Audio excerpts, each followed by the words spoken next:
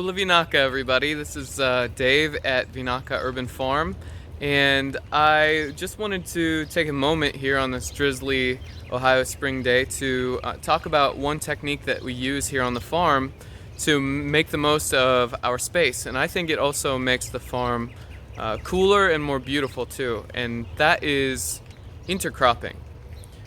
Intercropping is where you take one crop and plant it with another crop, or you can do it with multiple crops, more than two. And the idea is that you pick a couple crops that don't compete with each other. They grow on different levels and the roots grow to different depths. And so they grow in the same space and they utilize the same area without competing with each other. And if you do this, you can grow a lot more stuff on a small space than you otherwise could. So we intercropped on in a couple different ways, and we're going to experiment with a lot more. But today we just put in our tomatoes. It's mid-May and the weather's good for it. So this is a good time to show you the early stages of what we do with the tomatoes, as well as some other intercropping. So I'm right here by a tomato row, and if you can see, this row is not just tomatoes. This tomato is right here in the center, this tall guy here. And right beneath it is some baby bok choy. You can tell because the flea beetles and other bugs, imported cabbage worm, really like the bok choy leaves, so they take their share. It's our tax, the cabbage worm tax that we pay here. And this baby bok choy will not compete with the tomatoes because the bok choy will always stay below this level. And anybody who's grown tomatoes very much knows that this is the smallest this tomato will get. This tomato will grow very, very tall. And we grow our tomatoes vertically. So eventually I'm gonna put some poles in here. I'm gonna stick one pole down here at the end, and this pole is going to be tall, or taller than me. It's going to be about 10 feet tall. And I'm going to stick another pole at the other end of that row. And then I'm going to run a line across and dangle strings below so that those strings can catch on to the tomato plant. And it will, tomatoes need to climb up things. That's why people have tomato cages. If you grow them straight up, they're not going to compete on a horizontal level with whatever you plant beneath them. So by growing them vertically, we're going to be able to grow tomatoes and baby bok choy and other greens at the same place at the same time. The next row over here where the same thing's happening is tomato with one of my favorite plants, and that's baby kale. So because we harvest this kale at a baby leaf, right, we've already harvested this quite a few times, all these kales, and we'll continue to do so throughout the early part of the summer. It'll never get much taller than this, right? Whereas the tomato hovers right over it. And again, we're going to grow these tomatoes vertically. So we're using the same amount of space to grow two crops instead of one. And an additional benefit of doing this, in particular when it comes to greens, is that just when those tomatoes get big, their leaves are getting big and stuff, that's going to be the hottest part of the summer. And a lot of greens don't like all that heat. Lettuce doesn't like the heat, it gets kind of bitter and bolts. And a lot of other greens, kale's the same way, although it's a little bit more heat tolerant. They could use a little shade just about that time. And just when you got all that heat, you got all these tomato leaves getting nice and big, so that hopefully the tomato plant will lend a little bit of shade to those plants and cool them off just that little bit extra in the summer to allow them to thrive just a little bit more in conditions that otherwise might be kind of harsh. So so that's one other potential benefit to interplanting. I don't know how big of a difference it's going to make, the shade factor, but it's something that I've thought about, and it'll be interesting to see how things do with that little bit of shade versus the ones that don't have it. Another one we do, maybe this angle will give you a little bit better view, is snow peas. Snow and sugar snap peas. We do this the exact same way.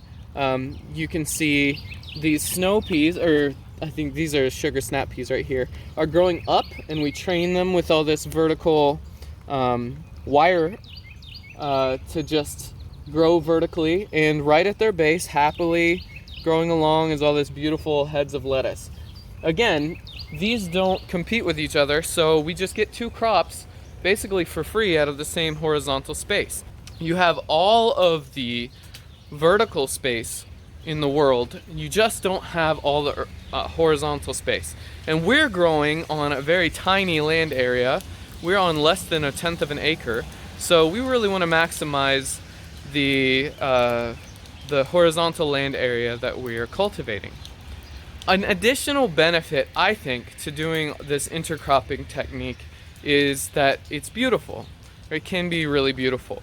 So, you know, when you look out over a landscape and it's all just one level, one eye level, the plants are growing at the same level, it just doesn't look quite as striking as when you see things at different heights. So I've come out to our front yard where we also do a lot of intercropping, and I want to show you some examples here, what I think the effects are. When you look out over this yard, you can see some of those poles are where the tomato plants are eventually going to grow up. You can see a few different things growing alongside each other. And if you just look at this bed of lettuce, mixed greens, you just look at it, you know, it's pretty because there's different colors, but I think it's all the more striking because there are these onions growing along the edges of the bed. And even though I don't particularly love tomato cages, this tomatillo plant growing in a tomato cage, you know, we've got 3 of them in this bed here, if you can see that. I think it's kind of nice. You've got these 3 central pieces in the bed that are creating a little bit of vertical effect on the eye. They're growing with this little edge of onions that grow thin and tall around the edge, and then you've got this beautiful multicolored mix right in the middle with a few stones set in. And I think even the trees, the fruit trees, you can see this is an apple tree right here, some plum tree hanging around, peach trees there. All of this vertical stuff gives a nice visual effect, you know. So having multiple colors, having multiple eye levels, having multiple shapes of things growing in the same space can be really striking. And it will be all the more striking once these tomatoes and tomatillos get to a bigger height, right? They're going to tower over these things, you know, to heights of, you know, the caged ones are going to be probably 4 feet high, and the ones on these stakes are going to be 10 feet high. And eventually, these right here are going to have trellises. We're going to use cattle panels, which is like cattle fencing. We're going to stack them up all the way up to this 8-foot high pole, and we're going to grow squash up them. So that squash will vine and it'll create another vertical effect. So here at Vinaka Urban Farm, we're all about making the most we can out of small space, and so intercropping is really good for that.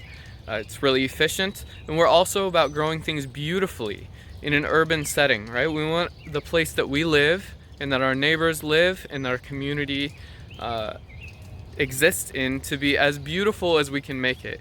And you can do all of that by using intercropping and not just settling for growing, you know, one thing in one place.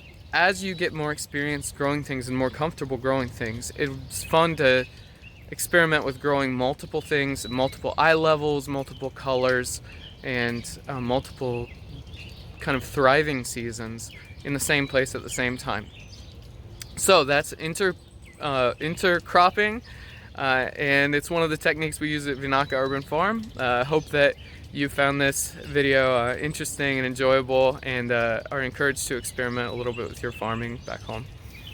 Until next time, I'll say Salako. Goodbye.